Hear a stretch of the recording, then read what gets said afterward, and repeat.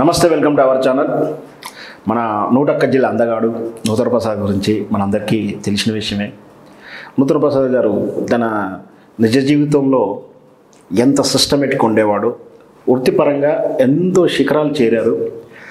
మనతో ఉన్నటువంటి ఈమన్ రామారావు గారికి అతి మంచి స్నేహపూర్వకమైనటువంటి స్నేహం ఉంది. తనతో సినిమాలో కూడా నటించారు. అతని అనుభవాలు, నూతన ప్రసాద్ గారి జ్ఞాపకాలు ఒకసారి మనం గుర్తు చేసుకుందాం. నమస్కారం సార్. నమస్తే.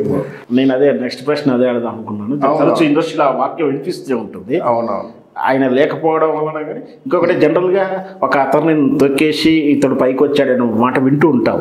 సందర్భంలో సుమను చిరంజీవి గారి విషయంలో ఆయన తొక్కాడని వాస్తవం కాదు అది. కానీ కోట శ్రీనివాస గారి విషయంలో మాత్రం నూతన ప్రసాద్ లేకపోవడం వల్ల కోట శ్రీనివాస గారికి అవకాశాలు బాగా పెరిగినాయి అంటుంటారు. అవును, కోట శ్రీనివాస్ లైఫ్ ఎక్కడిదండి? కోట శ్రీనివాస్ లైఫ్ లేదు కదా. కంపేర్ టు నూతన ప్రసాద్, కోట శ్రీనివాసరావు అంత పెద్ద ఆర్టిస్ట్ ఏం కాదు నా దృష్టిలో. నూతన ప్రసాద్ మల్టీ డైమెన్షనల్ ఆర్టిస్ట్, చాలా టాలెంటెడ్ ఆర్టిస్ట్.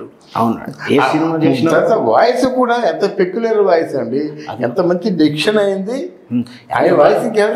ఈ రోజు కూడా సినిమాలో కాకుండా టీవీ ప్రోగ్రామ్ నేరాలు ఘోరాల ద్వారా అవును ప్రతి ఇంటింటికి చేరిపోయింది ఆయన వాయిస్. ఇప్పటికి కూడా మిమిక్రీ ఆర్టిస్ట్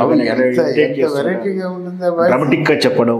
అవునవును. ఆయన తర్వాత అంత బాగా ఇంపాక్ట్ గా ఏ ప్రోగ్రామ్ చేసినా ఎక్కడ లేదు, ఆయన మాత్రమే చేయగలడు, ఆయనకు మాత్రమే షూట్ అయింది. అవునవును. అయితే మనిషి నూతన ప్రసాద్ గారికి ప్రమాదం ఏంటి, దాని తర్వాత ఆయన ఇటువంటి పరిస్థితులు ఎలా ఎదురైంది, అసలు ప్రమాద తాలూకు వివరాలు ఒక్కసారి మీకు తెలిసిన వివరాలు. అది ఒక డైలాగ్ ప్రత్యేకించి చెప్పుకోవాలి. బాబాయ్ అంటే నాకు వెన్నుపూస కాస్త వెన్నపూస అయిపోయేలా ఉందంటాడు సినిమాలో డైలాగ్. ఒక సినిమాలో డైలాగ్, ఆ సినిమాలో డైలాగే. బామ్మాట బంగారు బాటలో భానుమతి ఆయన కొట్టడానికి ప్రయత్నం చేస్తా, అమ్మో నువ్వు కానీ కొట్టావంటే నా వెన్నుపూస కాస్త వెన్నపూస అయిపో అంటే భగవంతుడు అలా పలికిస్తాడేమో తెలియదండి. ముందు సిమ్టమ్స్ పంపించాడు, పలికిస్తాడు తెలీదు. నేను తర్వాత కూడా కలుసుకునేవాడిని. రవీంద్ర భారతిలో ఆయనకి మన ఎన్టీ రామారావు గారు మంచి పదవి ఇచ్చారు. ఆయన రవీంద్ర భారతిని చూసుకుని అక్కడ అన్ని కూడా నాట్యానికి సంబంధించిన బోర్డ్స్ పెట్టడం చాలా బాగా చేశాడు. ఫైన్ ఆర్ట్స్ విషయంలో ఉత్తర ప్రసాద్ విభాగం వచ్చినప్పుడు ఏవేమో వాళ్ళు కూడా కొన్ని సినిమాలు 99 years నెగిటివ్ రేట్స్ ఇచ్చారు కదా, కొన్ని కోట్లు వస్తున్నాయండి. రెవెన్యూ పరంగా చాలా బాగుంది వారికి, వాళ్ళ ఫ్యామిలీకి రెవెన్యూ పరంగా చాలా బాగుంది. పాత సినిమాలు ఆర్థికంగా కూడా క్రమశిక్షణతో వృత్తి వ్యవహరించాడు కాబట్టి ఆర్థిక క్రమశిక్షణ ఉంది. స్థితిమంతిగానే ఉన్నాడు, మరి ఇబ్బంది పడినటువంటి. ఇక్కడ హైదరాబాద్ లో కూడా వెల్ సెటిల్డ్. ఎందుకో మరి వాళ్ళ వారసులు అయితే సినిమా రంగంలో లేనట్టుంది కదా. వాళ్ళ బిజినెస్ కూడా పంపించలేదు, సినిమా రంగాన్ని పంపించలేదు. రెండోది ఏంటంటే ఇక్కడ ముఖ్యంగా నూతన్ ప్రసాద్, రాజేంద్ర ప్రసాద్ ఇద్దరు పడిపోతే చూడండి, ఆయనకేమీ కాలేదు. చేమ గుట్టినట్టేనా ఏది కాలేదు. నూతన్ ప్రసాద్కి స్పైనల్ కార్డు నుజ్జు అయిపోయిందంటే భగవంతుడు ఏ విధంగా పనిష్మెంట్ ఇస్తాడో మనం చెప్పలేమండి. అయినా మొక్కవోని ధైర్యంతో ఆ తర్వాత కూడా కంటిన్యూగా సినిమా కూడా రవీంద్ర భారతికి వేదికల మీదకి వచ్చేవాడు, మాట్లాడేవాడు. తను ఏదో ఫిజికల్ ఇంటిగ్రిటీ ఉన్నట్టు చెప్పేవాడు కాదు. అవి వస్తుంటే సమస్య దానికేముంది జీవితంలో అని అనుకునేవాడు. కానీ నీట్గా ఉండేవాడు, వీళ్ళు ఉండేది ఓ పదవి ఉండేది, అందరూ గౌరవించేవాళ్ళు. డైరెక్టర్లు కూడా నూతన ప్రసాద్ గారు షూటబుల్ క్యారెక్టర్ ఉంటే అది ఫిజికల్లీగా అలా కూర్చున్నా పర్వాలేదు అన్నట్టుగా క్యారెక్టర్ డిజైన్ చేయడం. ముఖ్యంగా అబ్బాయి గారి చిత్రంలో కానీ ఆ తర్వాత అంటే ఫిజికల్గా ఆయన చైర్లోకి పరిమితమైనప్పటికీ ఆ తర్వాత కూడా చాలా 50 పైగా చిత్రాలు నటించాడని తెలుస్తుంది. చేశారండి.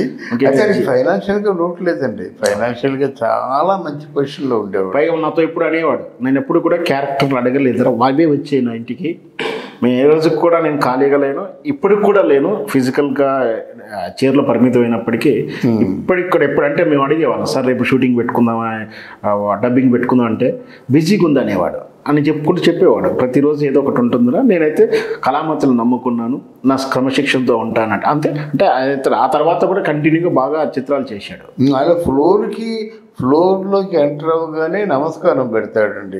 ఒకటి కెమెరాకి నమస్కారం, షూటింగ్ మొదలు పెట్టగానే కాయ తీసి దిష్టి తీస్తాం కదా, ఆ దిష్టి తీసే ముందు కెమెరాకి నమస్కారం పెడతాడండి. డైలాగు అసిస్టెంట్ డైరెక్టర్కి ఆయన ఇచ్చినంత విలువ ఇంకెవరు ఇవ్వరండి. ఆ డైలాగ్ చెప్పంటాడు.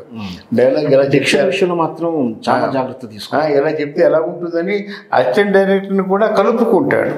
ఆయన కూడా ఏదో పనిచేసిన సాటిస్ఫాక్షన్ని మిగులుస్తాడు. అది తర్వాత ఏంటంటే ఎంత రిస్కీ సర్చ్ అయినా చేస్తాడు.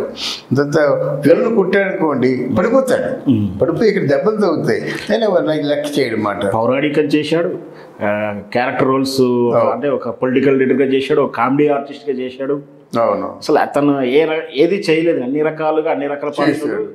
ఒక హీరో ఓరియంటెడ్గా తప్పించి హీరో కూడా చేశాడండి, ప్రధానమైన పాత్రలు చేశారు కదా.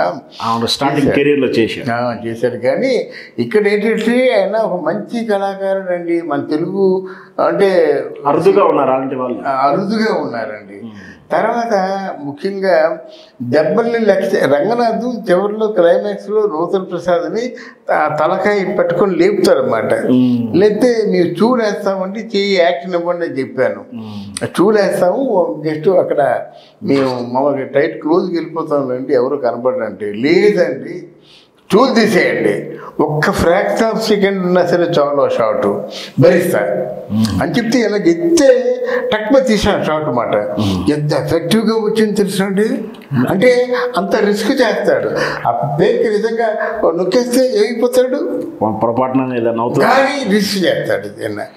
కింద పడేయండి అంటాడు, పడిపోతే క్వాలిటీ పెర్ఫార్మెన్స్ ఏంటి, ప్రేక్షకులు ఎలా పట్టుకుంటుంది అనేది ప్రతి ఫ్రేమ్ ఆయనకు అవగాహన ఉంది. ఆ క్వాలిటీ ఆఫ్ వర్క్ మాత్రం ఆయన తర్వాతేనండి. ఆయన తర్వాత ఎవరైనా చేస్తారన్నమాట. అంటే చక్కగా బాగా జ్ఞాపకం చేశారు. నూతన ప్రసాద్లో ఉన్న గొప్పతనం ఏంటంటే, ముఖ్యంగా నాటకాలలో ఎవరైనా బాగా చేస్తే గ్రీన్ రూమ్కి వెళ్ళిపోయి ఆవిడని అభినందించేవాడు. అందులో మద్రాసులో మహాలక్ష్మి క్లబ్ అని ఒకటి ఉండేది. మహాలక్ష్మి క్లబ్లో నెల నాటకాలు అవుతుండేవి. దాంట్లో నా నాటకంలో హీరోయిన్ నవీన అని ఒక అమ్మాయి చాలా మంచి ఆర్టిస్టు. ఆవిడ యాక్ట్ చేస్తుంటే తిన్నగా గ్రీన్ రూమ్లోకి వెళ్ళిపోయి ఆవిడ నీ అభిమానం చెప్పుకున్నాడు. తర్వాత నవీనతో చాలా కాలం స్నేహపాత్రంగా ఉండేవాడు అనమాట. ఇక్కడ చెప్పొచ్చేదంటే వీరిద్దరి మధ్య అక్రమ సంబంధం అంటగట్టడం కాదు, కానీ అంటే నటనని అంతగా ప్రేమించేవాడు. అలాగే మన అచ్చం లేదు, నల్ల సుశీల కూతురు మాట అర్చన అంటాము, కానీ తన పేరు సుధా. ఆవిడ తూర్పు సావిత్రి చేసేదన్నమాట. ఆ తూర్పు సావిత్రి నల్లరామూర్తి రాసినట్టయితే వేసింది ఆవిడ. ఎంత బాగా పాడుతుందో అంత బాగా నటిస్తుంది. కానీ ఇంటికి వచ్చేసాడు, అమ్మో కళామ తల్లి ఎంత బాగా పాడావు అమ్మా, ఎంత బాగా నటించావని. నీకు ఆ ఉత్సుకత ఉండడం మాత్రం చాలా అరుదండి. నిజంగా నిజమైన కళాకారుడు కనుక నూతన్ ప్రసాద్ గారు ఏ లోకంలో ఉన్న ఆయన ఆత్మకు శాంతి కలగాలని కోరుకుంటున్నానండి. Thank you. Thank you, sir.